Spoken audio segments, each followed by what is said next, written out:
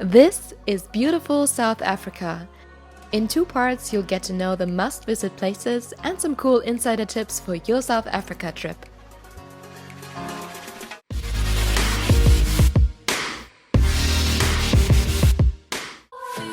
Welcome back to the urban jungle, South Africa. Most of you will connect it to amazing wildlife, and this is what we're gonna do for our number 1 spot, Kruger National Park. We will go on a game drive and spot some wild animals. Theoretically, it is possible to go on a game drive with your own car. However, I still recommend that you go on a tour with a guide, because first of all, they answer all your questions concerning wildlife and they're very engaged in spotting the animals, so you cannot get any closer to these beautiful creatures. And lastly, it's just fun to drive in these open wagons. It's a bit of a bumpy ride, but it's super cool.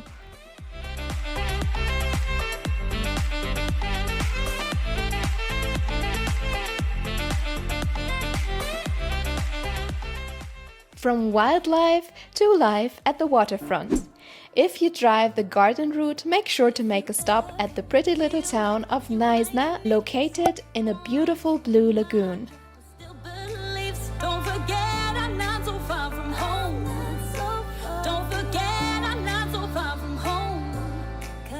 Even here, nature is omnipresent.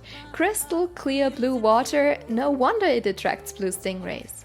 But why you should come here, it is nice for a little stroll at the waterfront and you can buy so many cool souvenirs. My personal favorite shop was African Attitude. Let's have a look.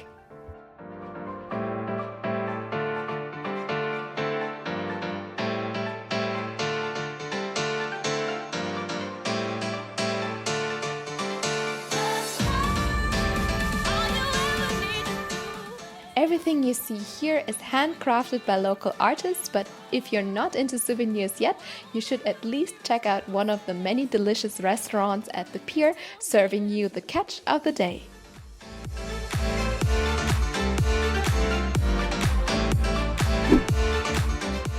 Did you know that South Africa has beautiful sandy white beaches? I wasn't aware of that, but look at this scenery, I'm in love.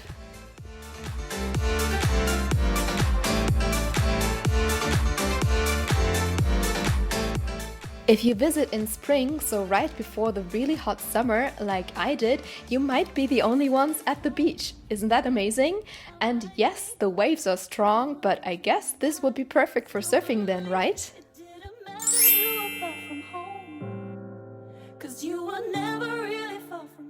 If you're looking for a place to stay, I can only recommend the local Cape St. Francis resort.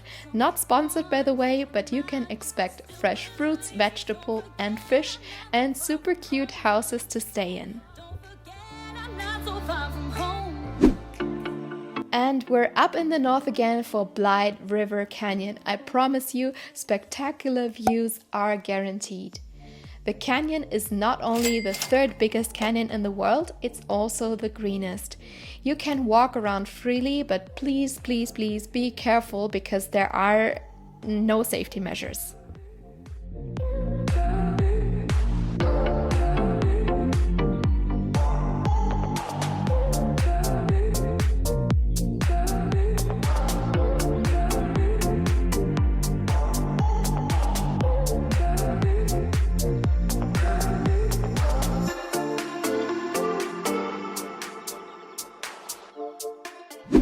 Back to the coast, we're at Plettenberg Bay. Not only a beautiful beach, but we're here for some adventure, for whale watching.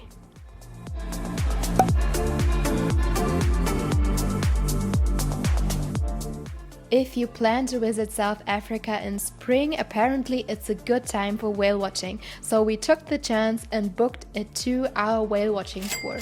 Of course, it's not guaranteed that you see some, but we were lucky and it's just an amazing encounter.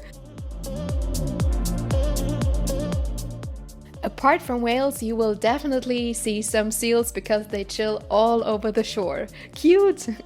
And by the way, if you like this video so far, make sure to hit the subscribe and like button. Thank you!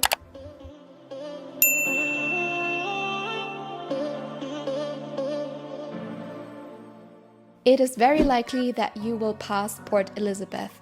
Either you have a domestic flight from Kruger National Park to down to the south, or you're just driving along the garden route. But the town itself is also worth a visit. The city at the port offers a really interesting mix of different architecture styles.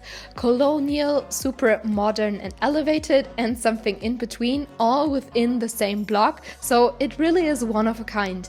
And of course, the beach.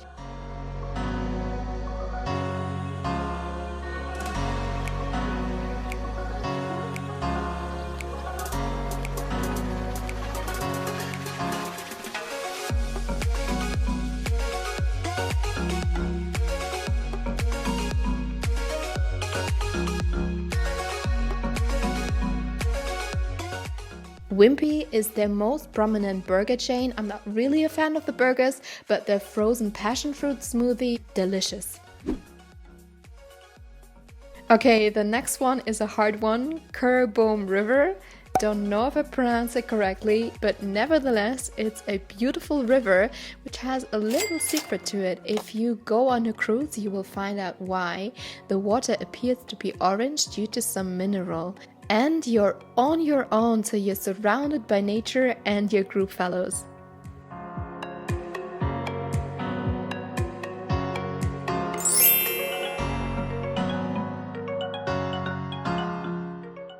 Don't worry, there is a little bathroom hidden in the woods, so after you swim, you can change there.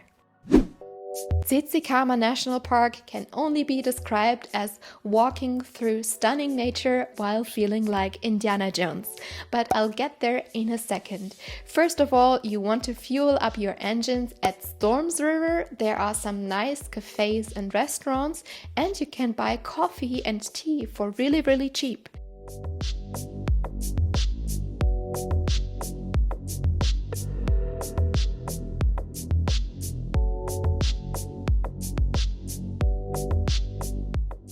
Let's move on to the real adventure, the national park, and you will be amazed by its many facets.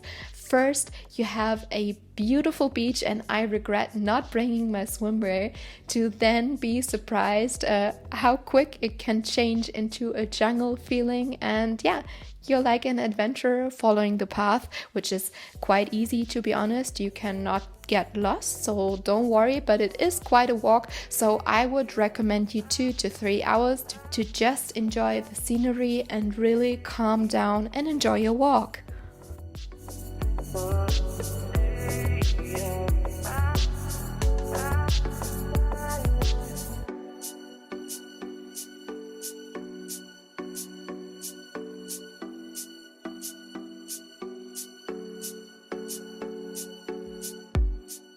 South Africa is a breathtaking country, and there are so many more cool places, which I will cover in the video next week. It would have just gotten way too long, but I hope you enjoyed this video, so hit the like and subscribe button.